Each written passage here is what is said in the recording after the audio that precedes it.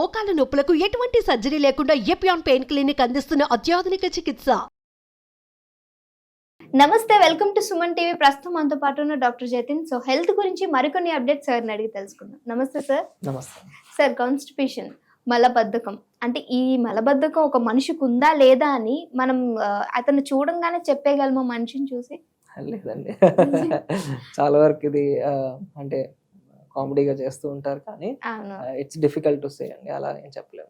మన సిమ్టమ్స్ ఎలా ఉన్నాయి అనేది కనుక్కుంటే కానీ మనం చెప్పలేము. ఓకే, అంటే సిమ్టమ్స్ కనుక్కోవాలంటే ఎలా సరే? సో యూజువలీ మలబద్ధకం ఉన్న వాళ్ళకి మనం ఎలా క్లాసిఫై చేస్తామంటే, మోషన్ ఫ్రీక్వెంట్గా రాకపోవడం, అంటే 2-3 రోజులు అయినా కూడా మోషన్ పాస్ చేయలేకపోవడం, వారంలో 3 కన్నా తక్కువ సార్లు వెళ్ళడం, తర్వాత మోషన్ చాలా గట్టిగా వెళ్ళడం, లేకపోతే చాలా ప్రెషర్ పెట్టాల్సిన అవసరం ఉండడం, చాలా ముక్కాల్సిన అవసరం, ఎక్కువసేపు బాత్రూంలో స్పెండ్ చేయడము, ఇలాంటి ప్రాబ్లమ్స్ ఉన్న వాళ్ళకి మనం మలబద్ధకం అని డిఫైన్ చేస్తాం. ఓకే, అంటే ఇప్పుడు వాళ్ళు గ్రహించాలి, ఓకే నాకు రాబోతుంది, వచ్చింది, సో డాక్టర్ని ఖచ్చితంగా కన్సల్ట్ అవ్వాలి అంటారా ఈ విషయంలో? అంటే కొంతవరకు మైల్డ్ సిమ్టమ్స్, అంటే కొంచెమే ఇబ్బందిగా ఉంది, ఇర్రెగ్యులారిటీస్ బౌల్ మూమెంట్స్లో ఉన్నాయంటే మీరు కొన్ని జాగ్రత్తలు తీసుకోవచ్చు. ఆ జాగ్రత్తలు తీసుకున్న తగ్గట్లేదు అంటే డెఫినెట్గా డాక్టర్ని ఓకే, కన్సల్ట్ అంటే చేయాలి. తీసుకోవాల్సిన జాగ్రత్తలు ఏంటి సార్? సో మలబద్ధకం ఉన్న వాళ్ళకి మెయిన్గా కారణాలు ఫస్ట్ మనం చూసుకుంటే, ఒకటి పెద్ద పేగు కదలిక అనేది తక్కువ అవడం, మన డైట్లో ఉన్న ఫైబర్ కానీ వాటర్ కంటెంట్ తక్కువ అవడం, sedentary life style, physical activity తక్కువ అవడం, ఇవి మెయిన్ కాజెస్. ఇవే కాకుండా కొంతవరకు ఏజ్ కానీ, కొన్ని ఏమైనా మనం తీసుకునే మందులు కానీ, లేకపోతే కొన్ని medical conditions like sugar control లేకపోవడము, థైరాయిడ్ కంట్రోల్ లేకపోవడం, ఇలాంటి ఇబ్బందులు ఉన్నా కూడా మనకి మలబద్ధకం రావచ్చు. సో ఫస్ట్ మనం తీసుకోవాల్సిన ఆహార జాగ్రత్తలు ఏంటంటే, వాటర్ 2-3 లీటర్లు, daily exercise, aerobic exercise daily 30 to 40 minutes minimum 5 days per week. తర్వాత ఫైబర్ రిచ్ డైట్, ఫైబర్లో మనకి సాలడ్స్ కానీ ఫ్రూట్స్ కానీ, సాలడ్స్లో ఎగ్జాంపుల్స్ వచ్చేసి కుకుంబర్, క్యారెట్ ఆర్ బీట్రూట్. ఇది యూజువలీ అరౌండ్ 11 o'clock కల్లా తీసుకుంటే బాగుంటుంది. తర్వాత ఫ్రూట్స్ యూజువలీ ఈవినింగ్ టైంలో వాటర్ మెలన్ చాలా మంచి ఫ్రూట్ మలబద్ధకంకి. వాటర్ మెలన్ కానీ, లేకపోతే గోవా కానీ, కివీ కానీ, any fruit of your choice, but వీటిలో హై ఫైబర్ కంటెంట్ ఉంటాయి.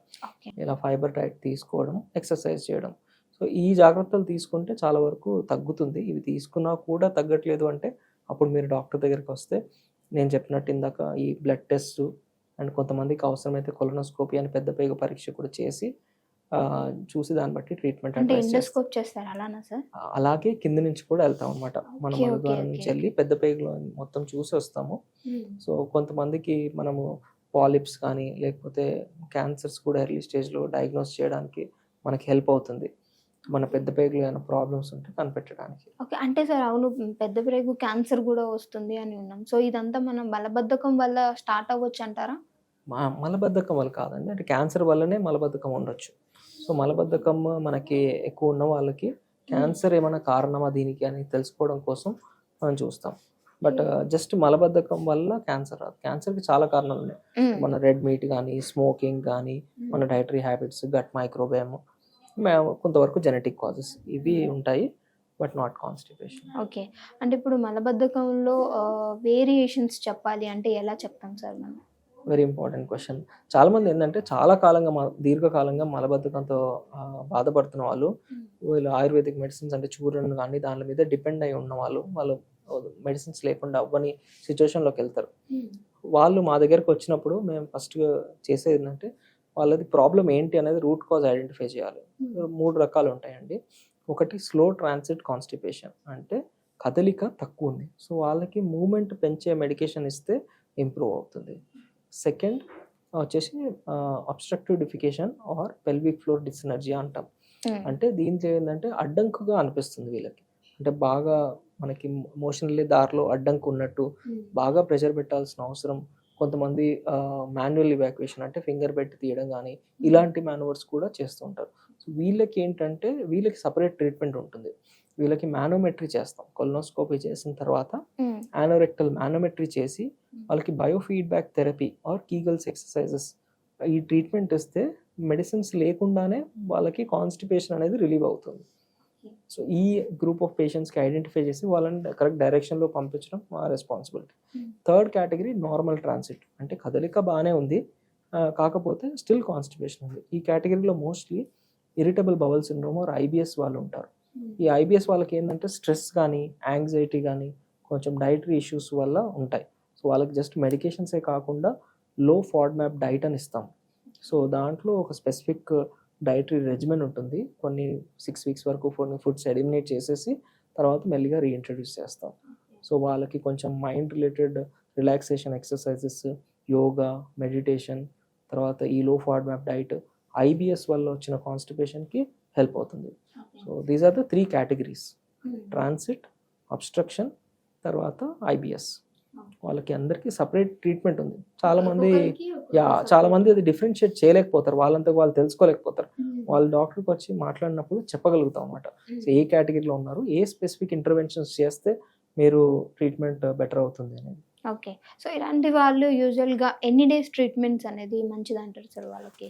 సో కాన్స్టిపేషన్కి ట్రీట్మెంట్ అనేది మనం జస్ట్ సిమ్టమ్స్ని ఇంప్రూవ్ చేయడానికే తప్ప నేను చెప్పిన ఈ బయోఫీడ్బ్యాక్ థెరపీ కానీ, diet and life style changes కానీ, ఐబిఎస్ పర్టికులర్ రూట్ కాజ్ని ఐడెంటిఫై చేయడం, ఇవి చేయగలిగితే మెడికేషన్స్ యూజ్ అనేది మనం తగ్గించేయగలుగుతాం. అంటే ఫ్యూ వీక్స్ టు ఫ్యూ మంత్స్లో మెడికేషన్స్ అనేవి తగ్గిపోతాయి. ఒక్కొక్కరికి ఒక్కొక్క సివియారిటీ ఉంటుంది. ఎవరికి ఎంత సివియారిటీ ఉందో దాన్ని బట్టి డ్యూరేషన్ అనేది డిపెండ్ అయి ఉంటుంది. సో ఇప్పుడు కాన్స్టిపేషన్ అనేది డేంజర్ అని చెప్పగలమా సార్? లేకపోతే లేదు ఇది తగ్గుతుంది, మీరు తీసుకునే కొన్ని అంటే యూజువల్లీ లైఫ్ స్టైల్లో చేంజెస్ చేసుకుంటే అలా చెప్పగలమా? చాలా ఇంపార్టెంట్. కాన్స్టిపేషన్లో కొన్ని అలార్మ్ సిమ్టమ్స్ ఉంటాయి, like any other symptom. Alarm symptoms ఏంటంటే ఇలాంటి సిమ్టమ్స్ ఉన్న వాళ్ళు ఖచ్చితంగా డాక్టర్ని తొందరగా కన్సల్ట్ చేయాలి.